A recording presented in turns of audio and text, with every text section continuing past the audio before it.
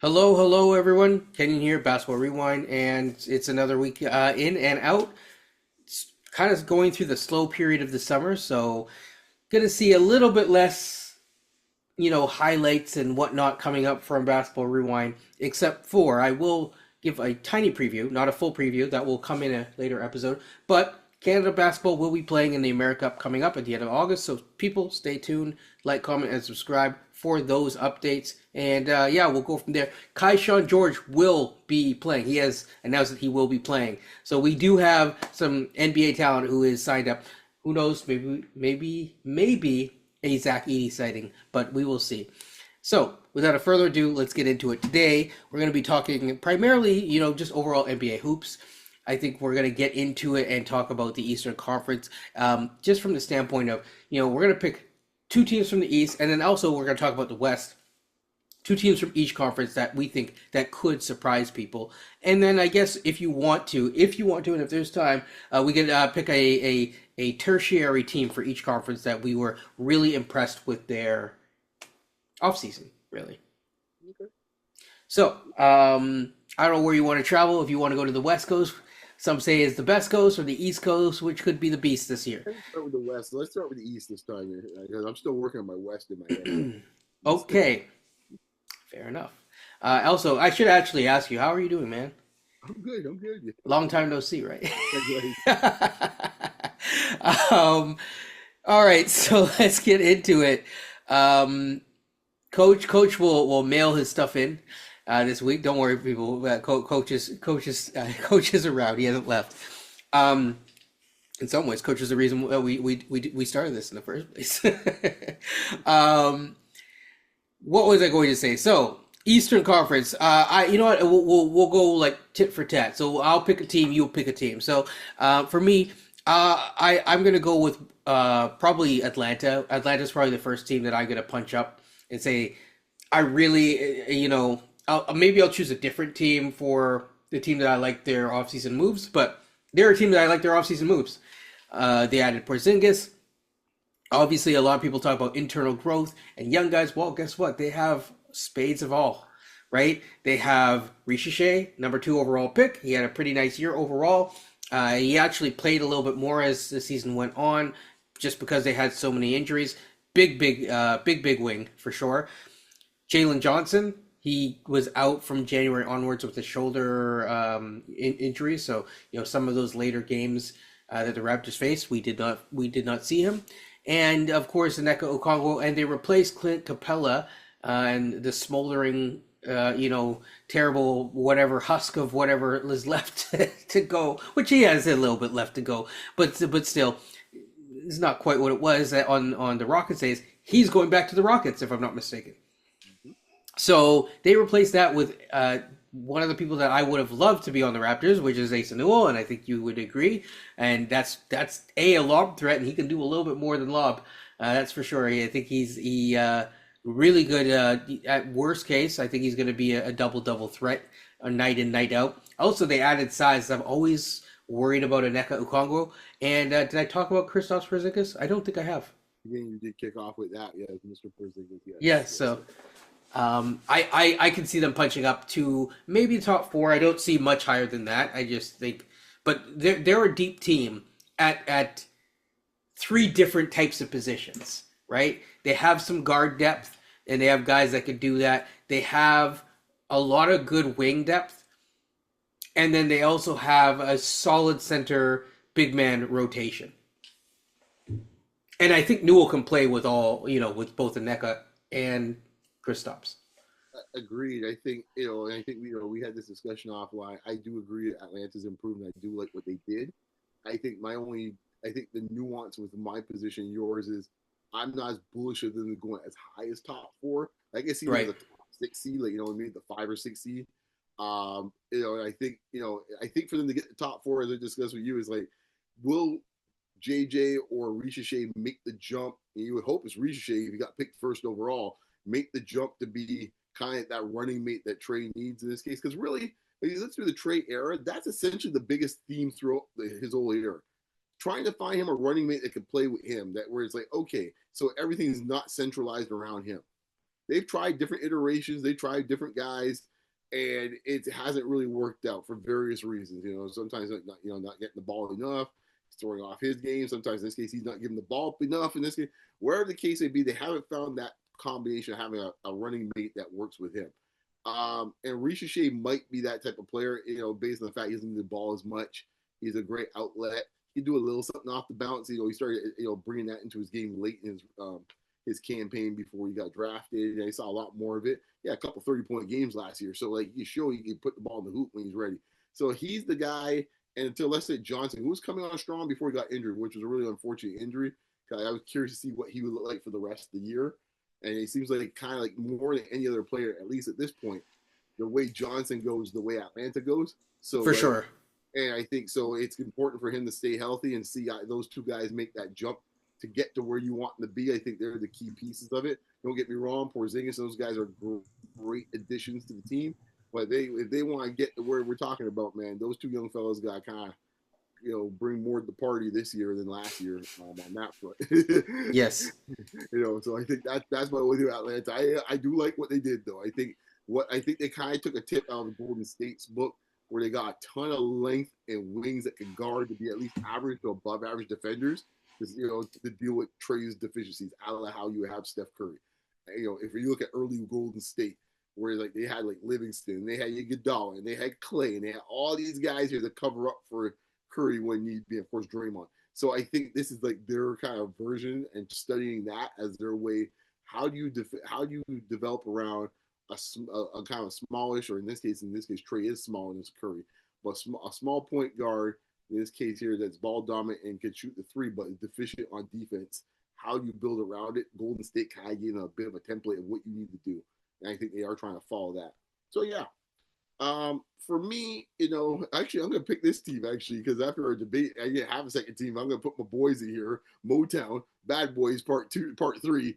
I'm going to Detroit basketball, because, I appreciate what you think in this case here. You think they're going to be kind of where they were last year a little bit, maybe a tad bit more. I think that they're going to punch up they're in contention for top 4. Yeah, I am moving to that top 4 discussion. I think another year of seasoning with this bunch. I do think I know you like Ivy, but I think I'm maybe a little bit more bullish on him than maybe some others are. And how much he impacted. Because boy, let me tell you something, man. In those games against the Knicks, man, I was looking for number 20, boy. Let me do it. I was like, man. He's 20 or 23. Malik Monk wasn't doing it for you? Yeah.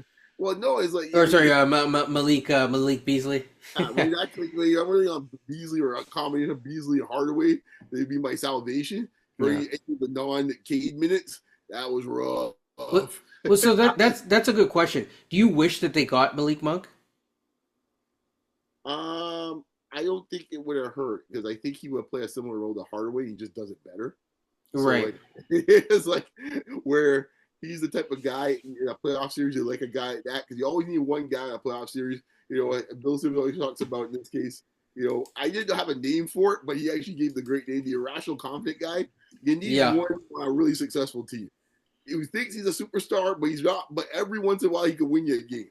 For us in the championship season, that was Fred VanVleet, right? You just need a dude like that where it's yo, man, come here and drop 25 tonight, man. Everyone back off. You need the guy that basically most of the time people would say he has no business, quote unquote. Right. But it's he finds a way to punch up a little bit higher. Exactly. Every championship team, you will find one dude in the roster like that in this case here. So Detroit doesn't quite have that in this case here, and Monk would have definitely supplied that. But at least having Ivy back next year, they did some nice things. I think they did some good things to fill in the holes that they lost. And with what happened with Beasley, I think they did enough, I think, for the shooting standpoint. I still think they need maybe one more big. Oh, I think losing the fact that they lost Malik Beasley, but they filled that spot with Karis LeVert that a lot of people are thinking of. Right. Karis LeVert is a much more consistent offensive player. Yeah, he can do more too, right? He can. Yeah, and defensively. I'm not saying he's the perfect player, but but he can do a lot of the stuff, that Beasley could do, and then some for sure. Right. I don't because Beasley would have games. Beasley would give you. He's like Gary Trent for Raptors fans. He would give you 25, 30 maybe, and then the next night he would turn back into, as you would say, a pumpkin. Exactly. And the problem we had in the playoffs was is that when you're relying as essentially second scorers or tertiary scorers as Hardaway and Beasley, to your Right. point, the faucet's always on or off. There's no in between. And No. there was literally a game, I think it was game 2 or game 3, where Hardaway, I think for 3 quarters had no points. Like you can't have that in this case here. And that's why people say is like kind of forget like how impactful Ivy is. Because like God bless Duran. I love Duran. But I'm not expecting Duran to give me 25 and 15. That ain't his game. And who knows? Maybe he might take another step this year offensively, but I'm not expecting that from him. So I think, the guys that I'm looking for in this case is getting Ivy back. And the one guy we did not talk about in this case here in our discussion earlier, as the X factor in my mind in this case, is Mr. Thompson. I thought you were going to say Sazzer. I mean, I actually talked to about him with someone else, but yeah, because he was coming back from a blood clot last year. Exactly. He still played 59 games, I think. Yeah. But yeah.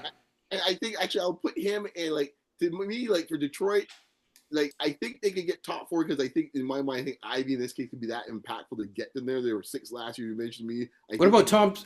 What about Holland? But that was where I was going with it. So in a way, that their version of what I said for Atlanta at a bit of a lower level is Thompson and Holland. If one of those two guys can break through, all of a sudden we're looking at something very different if one of those two dudes break through. And I'm not sure which one will be. Obviously Thompson give a head start maybe. Even though I think Holland's offense is a little more ahead of his. But obviously Thompson defensively is more so. But right. If one breaks through, now I got myself potentially a secondary or a tertiary scorer that I can rely on all the time. So there's irons in the fire for Detroit. I like them as a possibility to really move this year. Yeah, I mean it's certainly possible. I keep forgetting about Ron Holland. I mean even last year, until he knows his game again, didn't really shoot well from 3. He shot in the 30s, in the 20s, but he shot from 2 60% from the field. He did Ron Holland things, really was relentless in attacking. And he's a guy that also, as you will see in time, will have a rational confidence. He can definitely handle the ball a little bit, has to improve in that area, but he's not bad. He's got some skills. And that point you made about the irrational confidence in that series against New York, he can back down against anybody. I mean, he even got a little scrap in this case underneath the baseline in this case. I can't remember which Knickerbocker it was, but he was ready for business. Some person coming there was ooh, no boy, my man's like, yo man, just show me the door. I'm ready for this. And I was like, okay then. And I love to see that, man. So as a top 10 pick, this is why I want to see in a guy in this case that potentially could pop in year 2. So yeah, man, it's fun. I'm looking forward to business fan. I'm looking forward to the season. I'm looking forward to a Detroit season. Last year I was really excited because I knew it was based on the free agency and the vets. I was like, okay, we're gonna have a nice little season. But this year, because the young fellas and stuff, looking forward to it. One thing we should look at and keep track of is some of the second year guys. Pick a guy each month or each week, and this is the second year guy that we're kind of looking out for. Because I think sometimes we forget, we just focus on the rookies, how the rookies are doing. Sometimes you want to know how a second year guy is either hitting the wall or not, or whatever. Look at former rookie of the years, coming up. See how Castle is doing, because again, the Spurs locked in, their man, which I knew that they would, but that also tells you that there might be movement on the horizon. Possibly. Yes. I just leave it there. I'm not sure if it's gonna be the Spur people think it's gonna be, but we'll see. Yeah, I actually think that I think they're gonna move off Harper. I think so too, but I mean, we'll not because I don't think that it's no slight to Harper. I just think that I'll put it this way really quickly. You have Fox, okay? You need someone who can play beside Fox, especially defensively. Exactly, and size. And right there. Size, but defensively, the key part is a physicality that Castle brings, and he's pretty good offensively. He's growing, but I think that I think Castle. I said in that draft, I think 2 guys that could be a star. That thing is Sarr and Castle. Well, the other thing too is we know that Harper's father is not going to enjoy the sidelines if his kid is going to be coming off the bench for XYZ. No. Well, yeah. To be fair to Ron, I think his whole camp is like that, right? Because No, for sure, for sure. yeah, Yeah. this is where the business side I of don't things. disagree with Ron, is what I'm Right, saying. no, I don't either, right? This is where the business side of things kind of like people don't understand. Because Yeah. to your point, this is where it's like, okay, you're losing out on endorsement money, for example. Hmm. Why am I giving money to the guys like the second guy come off the bench, right? Things of that nature.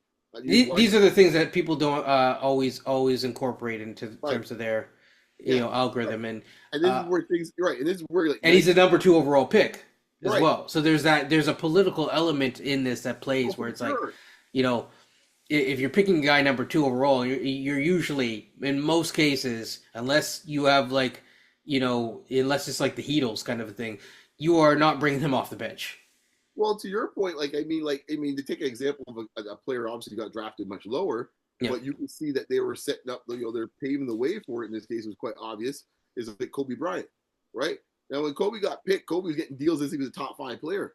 Mhm. Because in this case here, Nike in this case here, talking to the Lakers, their people's like, yo, when's our boy gonna get some playing time? And by about halfway through that season, it was fun, Nick Van Exel. It's been fun, Eddie Jones. Like, you ain't long for here in this case here. So For I sure. don't know who that guy's gonna be for San Antonio. If to your point, if Harper's gonna start, could it be Castle? Maybe. But I think some guy with some funny color hair might be on the block in this case pretty soon if you don't be careful. That too. That You too. could move Castle to 3 if you really wanted to. It's like he's big That enough too. size wise to do so. Like so, there's I prefer because he's more like Neesmith. He's like a 6'5", but like you can get there, yeah, but and they're gonna try that. That's actually probably what they're gonna try initially. yeah, but unlike Neesmith, man, he's thick, right? Mm, Neesmith, wiry. Like Castle's built like a truck, mm. so like he can handle. He's certainly a more that. powerful athlete than Yeah, Neesmith, but yeah. Way with small 4, he's gonna lose a couple of inches, but the size wise, he will not lose in that factor. So. Yeah, no disrespect to Jeremy Sohan, but it might be yeah. fun. It's like, it might be a wrap. But to go back to the Eastern, so you picked Detroit. So and Detroit is your I can't remember. I think that's your first. Yeah. Okay, so you can pick the second, and then because we're I don't know if you yeah you pick the second. Yeah. Yeah. I have to now find a new team. That's why. Okay, I mean, they come along with me on this team. I think Washington's the other team I mentioned Sar earlier. Yeah. I like what they've done. I kind of like started what they did at the trade deadline. Actually, I started watching actually some Washington games late in the season. I know I'm sick in this case. I was watching Washington games because I was actually trying to see who the hell was on the roster. It's like, oh yeah, I forgot he's on the roster. And they're late at the end of the season. They were looking very competent at the time in this case here. And I think now moving forward, let me tell you something. I'm going to give you a sneaky. I'm going with a sneaky heat check right here, Kenya. Okay, I know my man in this case in Big D is likely, obviously he's the odds-on favorite in this case to win Rookie of the Year. But I'm gonna tell you something right now, man. That man out there in Washington, I tell you right now, if you're a gambling man or a gambling woman, you might want to put a few dollars on Mr. Johnson because I think I'm not saying he's like how like he could be a scenario where you see. I'm not saying he's gonna be Dwayne Wade, but where he's under the radar versus some of the other guys, and all of a sudden everyone's like looking around, I was like, oh, whoa, wait, what's going on? Like Trey Johnson gonna be something serious, boy. I think right off the bat. And Let me put it this way: they just traded a man, and they have a lot of shots to go around. Yes, indeed. Yes, okay. And so, and that guy can take a shot and make a shot. So. We about to see him. He's definitely going to be a 20-point scorer in the league for sure. I think. Still needs to get to the hoop a little bit better, but he'll get there. And they're going to be interesting. That's all. I don't know where CJ McCollum fits into all this. That's going to be kind of interesting to. I think CJ McCollum might want to keep those bags actually where they are, and the luggage. I don't think you should be unpacking too much stuff. Do you think that they buy him out? They just bought someone else out too. So. They buy him out or they trade him before. I keep forgetting that they already bought out Marcus Smart too. Yeah, exactly. Like, I mean, I think they might trade him at the deadline. Like, I don't think he's.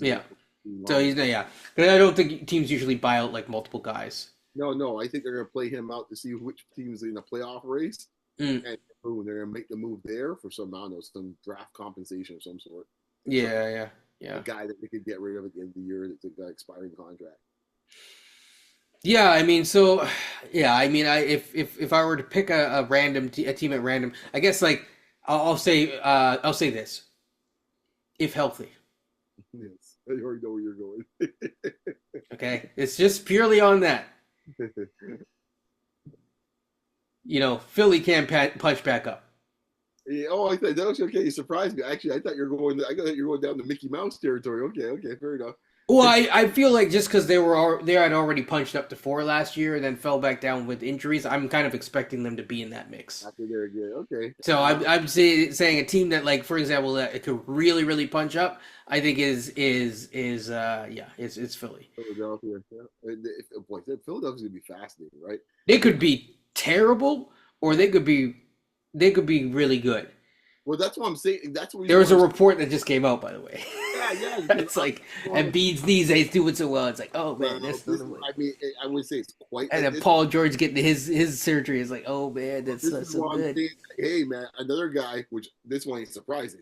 I said my man might end up being the second best player in this draft. I said so for time in December. I'm telling you how my man's talking. I ain't gonna lie. He's talking a lot like I've already mentioned this guy's name already, but he's reminding me a lot of a rookie Kobe Bean Bryant. How he's talking, like he's talking like, yo man, like he's here for business, and like he's not sitting here trying to wait on anybody or wait for his turn.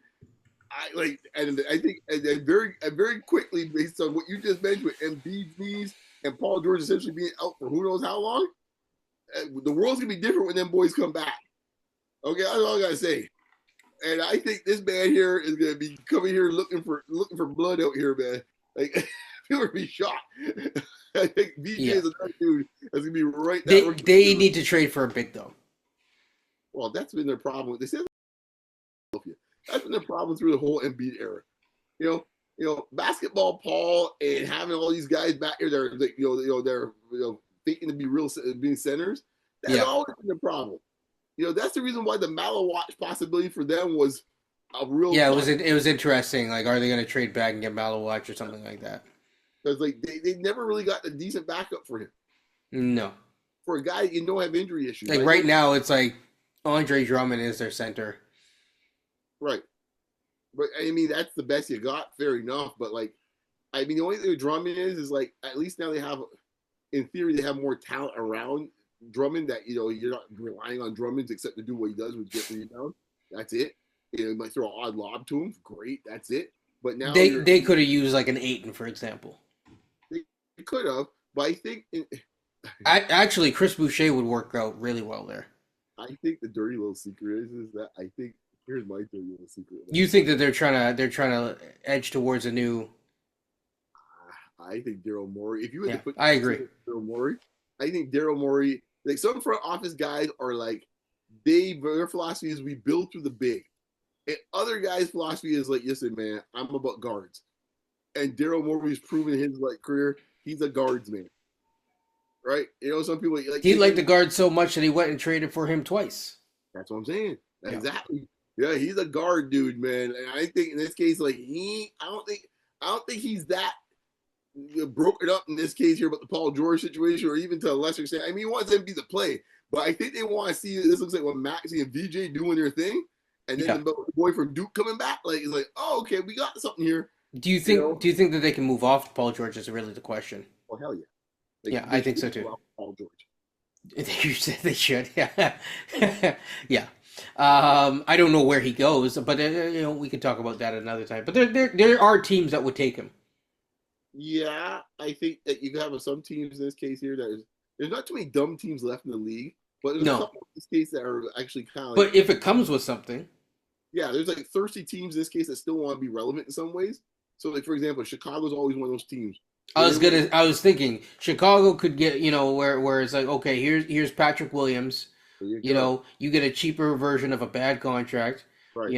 And then you cobble together the filler salary. Maybe it's Vucevic too. We'll take on Paul George. Holy cow, man! That man, yeah, he's not stopping you with something. He ain't seen nothing yet. Boy. Suddenly the hairline's like back here. Good luck to those guys, Nick. Yes. But hey, but yeah, I mean, Washington was really my team, so I just kind of wanted to fill in another thing. Yeah, I mean, or Orlando's a fun team as well to punch up. I don't think it's going to be Charlotte this year. No, Yeah, it's no. And then Brooklyn, I think that Brooklyn's building so. But I do think in terms of like the league pass ratings, right? Brooklyn is actually going to be a fun team. Yeah, I think Brooklyn's gonna be pretty good to watch. I think Washington's gonna be fun to watch. I think Atlanta's definitely gonna be fun to watch. Fun to watch. Oh, did Quentin Grimes sign? I don't think he has. I think he has. There's a couple guys still So out there. there's another one where it's like you have VJ, Yeah, and it's like, well, I like what I see here. yeah, yeah, yeah. He's this year's PJ Washington, Yeah. right? Yes. I mean, PJ didn't get picked up like early September. And I'm sitting there telling you, it's like, why are we picking this dude up? I agree. As a I Mavericks agreed. fan, I was very happy for it in this case here. It's like True. That's he true. went back to Charlotte for like some cheaper deal. And then hey, about 3 or 4 months later, he's in Dallas. In terms of the West, Terms of the West, oh boy, man, this is like such a big jumbo, like a stew. Um, Man, there's so many teams. Are all there's one easy team to just pick. well. I could say Dallas, but like I was like gonna say the Spurs. yeah. I mean, something's holding me back in the Spurs. But give me your thoughts on the Spurs, man. I'm curious. Okay, blood clot cleared up. That's first of all. That helps a lot.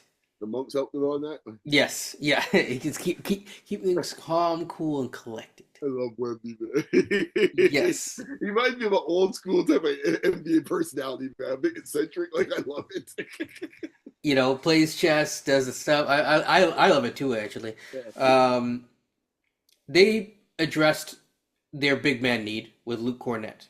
They made moves that address their needs. Now, Yes. I do wish that they got. I do think KD going there would have been very interesting. Didn't end up happening. That's okay. They already made their Brandon Ingram-esque, move last year. However, they actually got to see what he looks like, and he didn't look bad. He didn't look bad. I tried to tell people. People were like, "Oh my gosh, he actually looks good." I remember the Spurs fans were freaking out. Some of them really liked him, but some of it there was people that were skeptic, and I was like, "No, that's perfect." Wemby does he can play inside, but he really likes to be out on the perimeter. So you need someone who can just drive in and knife in, and Fox knifes in.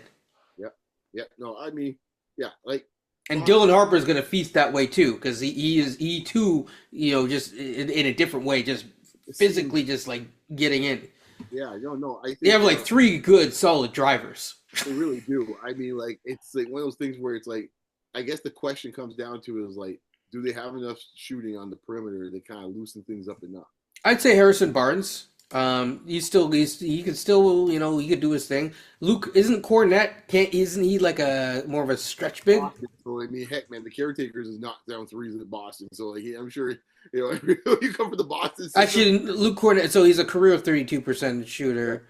In Boston, But everyone's trying to shoot a three in no, Boston. no, no. So that's he. So he used to shoot a lot of threes. He doesn't really shoot threes now. I mean, so. But you make a good point in this case, right? Like suddenly, I hope I mean, Wemby's a 35% shooter, by the way. that's where I'm going with this, right? Because I mean, listen, I love Wemby in this case here, but I hope they're not gonna have him shooting out here shooting 8 threes a game, man. But okay, I agree. However, can I just say he shot 18 shots. So, like 18, almost 19 shots. I'm looking at it right now. 19 shots. I agree. Half being threes is maybe not where I want. If you get back down to 5. But he's shooting, the fact that he is shooting that at, compared to other players, 35%. No, If he dials that down, yeah, the efficiency is going to go up. It'll be there. I agree, but I don't know they're gonna let him dial it down. That's my problem in this case because to your point, they could do an inverse offense, which is concerning me, right? Because the strength of the guards is to attack all three of them. Yeah, yes, So it's gonna be a funky team for sure. Right, who's gonna be the release valve in this case here? Wemby. Right, exactly. Number 21 in this case. That's my concern. In this Hey, case. I'll take 35%. No, I'm not saying it's not the thing. The numbers make sense, but I'm not sure that's the most effective way for him to play. No. Right, No. right. So it's like once again, it's one of these strange things that happens on teams sometimes. Like we should be all catering to the strength of who the dude is. We Mm. should not be Yeah, acquiescing to you are 7'6", just right, right, right, peach we, basket it in, just literally, right. You know what that reminds me of? That's like this case here. Giannis out here shooting three so that Lillard could get in the paint. Like, no, no, we're not doing that, Milwaukee. You're yeah. going to figure out, team. We're not But doing that. but I will say this: you can run one hell of a pick and pop. Oh, for sure. I like that. Like, I like it. You go pick and pot, you go pick and lob, like, roll. Like, it's going to be devastating from that perspective. I love that. Yeah, Coming out of those actions. What I don't want is him just hanging out there at the 3-point yeah, line. yeah. There is balance. Balance. Listen. This is why I believe in it. Okay, he's been learning from the right people this summer to have balance. Yeah, I hear you. But it's not that I'm worried about. I think he understands his game. I think he's a bit of a savant. I think he knows his game. My Yeah, concern is what are the Spurs organization to do, because that's the thing, and plus other players. Let's face it, yeah. want to get off their game too. So it's like I understand that's where the coaching gets into managing people and managing the resources. All I'm concerned about is like, yo, man, don't make this man here a release valve. Please don't do this to this man. Hey, they do have resources to manage too. They do. you They do. know, Yo, so yeah, that's if there good. is ever a team in the West that could make a move, Yeah. they can make a move. They can move, right? Because there's gonna be a lot of guys. Even the forgotten Spurs that no one talked about, like Vassell and Johnson. Them dudes want to go to other teams they want to. They want to get numbers. They get next Like they have some like 20, 30 Sacramento swaps. right. Yeah, Those are some valuable things, that's what I'm saying. But I'll say here for the Mm. West, oh my God, I am so struggling with this right now. I'm gonna say, see, the obvious is Houston, but I don't want to go with the obvious. Yeah, but they're number two, so I don't see you can't really punch up past unless you think that they can win the West, which they might. But like I just think that's different. That's a different conversation.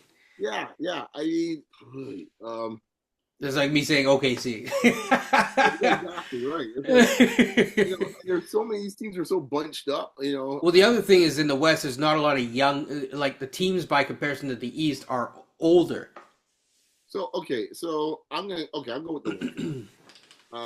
I think the Lakers, who they were the third seed last year, They were. case, So you think that they could be like a number one seed? I think in the right circumstance they could be. Okay, I won't take it away from you. You know where I stand with the Lakers. Full disclosure, I'm not the biggest Lakers fan in general. Just so people actually, I don't know why people think I would be, but just putting that out there, I'm not. But they're one hell of a talented team, and they just added Marcus Smart. They're another team like the Spurs where they have addressed every single. Yeah, they had a really good offseason, man. Yeah. Yeah, they really did. I think I can't remember who they picked. They picked up the kid there from Arkansas, right? Yeah. It starts with an A. They had two. Who was their first round pick in this case here? I don't think that they had a first round pick this year. They picked up the kid here or whatever. I think he's the. Did he get traded? I thought they were involved in a trade with him. Yeah, no, I don't think that they. Like I'm pulling it up right now, but I don't remember them having a pick in the first round. No, they didn't. But in the second round, they picked the Thero kid, and I think they traded him that night. I think. Yeah, so it was it was no, that's who they ended up with. Yeah, it was here. Who's a nice little player, good energy guy in this case here. They need to get more athletic, so the front court's way more athletic now. Yeah, Ayton, I know people killing Ayton in this case here. I'm not. They got some guy that's like the 55th overall pick. I'm not. Really, so yeah. And I think with Thero there to give more punch for the front line, they'll be all right. So everyone say, well, Ayton versus Jokic. It's like, you know what? Jokic is only on one team, guys. It doesn't mean they run to Denver. If they run to Denver, they'll have to deal with it. But it was like for the longest time, people saying, well, Embiid, and it's like, well, I mean, you only play Philly so many times. You might not. Right, you might not play the playoffs, right? It's like people just assuming, well, they're going to run to Denver. It's like that's not mandatory requirement in contract. They're going to play Denver in the playoffs every year. So I just think, like, they to your point, they've addressed the needs. I know Plinken gets a ton of hell about a lot of stuff. I think overall, he's a decent GM. I think people give him a little too much hell I think overall he's a decent GM. I think they're a fairly proactive I GM. think it's just people being anti like Lakers bias or whatever. I've It's a Palinka's been weird okay. phenomenon with that, between the like, anti-Laker, anti-LeBron, whatever. It's weird. But when Yeah, you have two of the top 10 players in the game, you're going to be a threat. yeah. And when You usually do all right. and now, yeah, exactly. You think so? And now, we now got Adonis Luca out here now. So like, watch out. There we go. So this man looking for his money, looking for some Yeah, but payback. is he going to show up as Tubbs in for day one? Because he usually is a little bit svelte in I the think summer. not like this. Not based on at least from that men's health. Not like I that. mean, I agree. I'm just used to him showing up with as if he just What we talk about and what I'm talking about once see it now. That Yeah. used to happen. What he would do is he would play like international ball to get himself into shape. Yes. This is Yes. proactively going out. Yeah, he ain't playing no ball right now. It's proactively him going to get work to get into shape, which is a different mentality. I also And think because of the Olympics happening last year, I think he's gonna get his body right this summer. So. exactly, yeah. So I think the Lakers in this case are going to be a very fascinating team. I'll just snake in this case here. I'll take my second team. You know what? I'll give them a little love because they're getting a lot of hell. I just saw a rating in this case here. Everyone killed their draft pick. I'm not sure where they'll be in the fight. Oh, I know you're gonna pick. Yeah. But I'm gonna say it. I think New Orleans is gonna be a lot better than people think, man. I think Zion. I hope so. Zion's the biggest question mark there. But I think sometimes certain players need a certain type of executive. And what I mean like that is Zion's a guy I think in this case here more likely I'm not saying he will, but he's more likely to listen to a vet in this case that's played the game to respect that thing than just executive dude that in this case is like, pencil pusher in this case and say, who the hell is you? Sorry, David Griffin, you ain't gonna cut it. Like you're not gonna get across the Zion.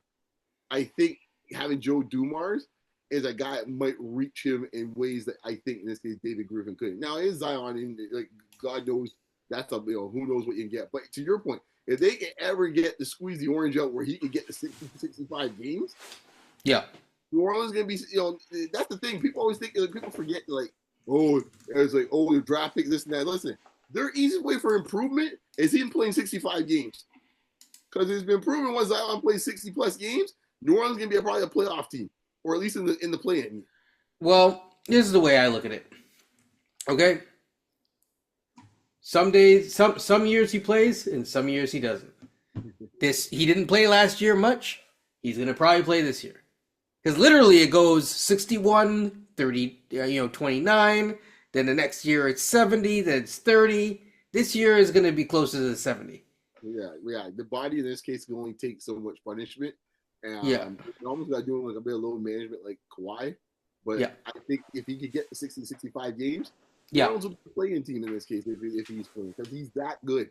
He is that good. He is, I agree with Charles's initial assessment in terms of the playing weight stuff, but he is an incredible, when he is healthy, he is an incredible athlete. I'm going to say my mine, because I don't know did I say my first? Yeah, I don't even. Antonio. Right, San Antonio. Okay, so then the team that I think is going to, this is tough because at first I was thinking maybe the Suns, but the Suns are a little bit wonky still. It crossed my mind. I was like, yeah, that front court's still a little. It's a little bit. They're young in the areas that they don't want to be young in. If they got Kuminga, that would be interesting. That would be see, there's another team you can go to, but I hope you pick the team. I just popped in my head. I should. Portland is the team. Yes, there he is. But I was gonna go with Portland originally, and I'm like, I want to do something a little bit different. But I'm always bullish for the Blazers, man. I'm so happy you picked Portland, man. Yes. First of all, I think here's another thing that people aren't talking about: the fact that Dame is there, I think, encourages Drew Holiday to stay. Because I think Drew Holiday was originally like, I think he wasn't too happy, and then he commented on like how the Wi-Fi was good or whatever at the presser or whatever. I don't know. But the point is that Drew Holiday is a lot of people are like, oh, Drew Holiday's angsty, but Drew Holiday's always angsty. But he always shows up as a professional. He plays. Exactly. He plays out his contract, and then that's that. He still has 3 years, $90 million. He ain't going nowhere. And he's exactly what that type of team needs. They still do need to figure out Scoot by the end of the year. This year is what is Scoot? Like is Scoot part of our long in the sense that Scoot is an NBA player, but is he our NBA player? No, I hear you. I hear you. I think right now, to your point, I think in the scoop camp, you're a little nervous. Let's put it that way. In the scoop camp, you're a little nervous. Yeah, because you just got Drew Holiday. Yeah, they moved out on from Anthony Simons, but they got Drew Holiday, and then they also got Dame. So Yeah. your point is you gotta establish yourself between now and when Dame is able to show like 5 games to end the season or whatever. And If he even yeah, plays this yeah. season. And I mean, I watched a fair amount of Blazers games last year in the early part of the year when my man was playing a little bit. He deserves some love, by the way, because he's been getting killed by some people. Who? Scoot.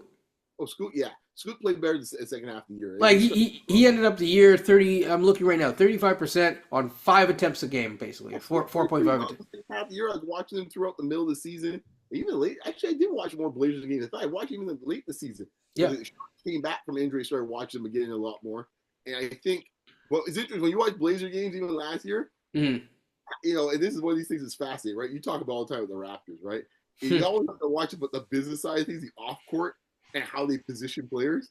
Yes. And in this case here, when you watch, because of the feed I get the Blazers local feed. Kevin Calabro and those boys do a good job for announcing. But when you watch their feeds, the featured guy in this case here is Sharp. That's their dude. That they're it's like, hey, Sharp's I agree. Sharp's the guy in the ads. Sharp's the guy at the local car dealership. That's the guy. Yes. Scoot not earned that yet. They ain't there with Scoot yet. And to your point right now, I think obviously Klingon, I think is right now, even from last year, you can see Klingon's like, okay, they feel Klingon's like, oh yeah, no. Klingon was an instant hit, and it makes sense. I mean, you saw what they did. They moved on from Aiton. They said, done. So Klingon and Sharp. And to be fair, I believe Klingon even, I want to give Aiton some love as well. I think he grew up in Portland. And this is why sometimes you have a bad rap somewhere, and it continues on, and then you kind of you straighten up a little bit, and I believe Klingon credited Aiton with helping to mentor him and stuff like that. Hey, Aiton can play. So, but yeah, no. Sharp is an interesting dude, and they even have Denny Advia. So they got some nice, they got a couple nice pieces. Is all I'm gonna say. But I'm glad they moved off the sign and make Sharp the feature on offense, because that is what is to me the biggest thing of signing, not the Scoot element, which is a 2-in-1 deal. I'm actually not worried about Scoot because he plays a true point guard role. That's what I'm saying, right? So they move. It works both ways. It moves a spot in theory. Yeah. That could slide into a starting spot now, right? And like Holiday could come off the bench. I don't know. That's interesting. I assume that's going to happen, but that's not necessarily a thing because you could start Holiday. But I think if you're being honest, you want Scoot to start and Holiday be your sixth man. In theory, I'm not sure Holiday would like that, but that's the way I would see it. But on offense now, the focal point now is through Sharp. He is now doing this case on offense now. It's not like he's sharing with Simons, because I'll go sometimes watch a Portland game and I'm going 3-4 possessions. Now, like, can we get the ball to Sharp? Like, what's going on here, man? Like, what the heck? I'm sitting here, like, Simons just toss up another 30-footer. Like, yes. Can we get a look, guys? And don't forget about Kamara, who's he's a fine young. I mean, if I'm not mistaken, he was on the all defense, I think. Man. Yeah. So, and then they also, like I said, Advia, he's a 17-point scorer. He was healthy last year. He can kind of do a little bit. He can do a little bit of everything, pass a little bit. But yeah, I just want to give Scoot a little bit of love because, again, he's been getting killed by some people, and I'm like, are you actually watching Portland? We won't name any names, but yeah. And no, not who you think it is, but yeah, but him too. But but what I will say in terms of Scoot is this. I think he's set up for success, and it's also, to your point, and this is a good way to kind of like end things off, because you picked, I think, 2 teams, I picked 2 teams, is while Scoot is a small point guard, in that situation where he's not the focal point of the offense, do you feel better about him? Yeah. I think you could get away with that in this case, is him not being the focal point of the offense. My concern is when the small guard is actually the actual, take The the alpha and the omega, the beginning. Yeah, right, yeah, and then, and let's face it. I mean, at least Scoot physically could take, could handle it defensively a bit better. It's funny that Kevin Durant actually made my point for me in this case here on the LeBron pod with Nash. He goes, "Hey man," he goes, "I love Darius Garland, man. Boy can ball, but hey, everyone knows the scouting report. Everyone's yeah. gonna pick on him when the vote happens. Like, hey man, that's the reason why he said I want to build around small guards, especially when you Yes, have two of them out there. That ain't good. But yes. but Scoot at least, and I think Scoot's up, Scoot's As like an Eric Bledsoe, like physique, right? So like he's not like, yeah, he's not like some skinny minion in this case where it's like, okay, he's completely, Garland in this case where it's a slight build. Like Yeah. he can be all right in that sense, I think, man. So yeah. I agree. I agree. So yeah, I think that's it. That's a good way. Stay tuned. We will get back into Raptors news slowly. They're in Spain. People are tweeting up a storm and posting and whatnot here and there. So that's always fun. I saw Grady putting up some hoops the other day, and of course, CMB with his I think he was working with Mobley and a few other NBA vets. So really good to see everyone kind of working and things are kind of rounding out. So I'm looking forward to the season, whatever comes. Don't know. We will talk about the standings on another day overall in terms of from a Raptors standpoint. But I think stay tuned because I mean before we get into that, we need a team president at some point. Also, I don't think it's Bobby, by the way, because at this point it's I'm just waiting for another because now three people will come out, but please hire my man. So, but we'll see. Any final shots before we get out of here? Nah, man, I'm good, man. So we'll see. All We'll right, see. all right, sounds good. Like, comment, subscribe, people on the way out. And yeah, this is a new year. We're starting a not a whole new journey, but like it's kind of we're starting afresh once again, building up. So yeah, stay tuned and take care, people. Peace.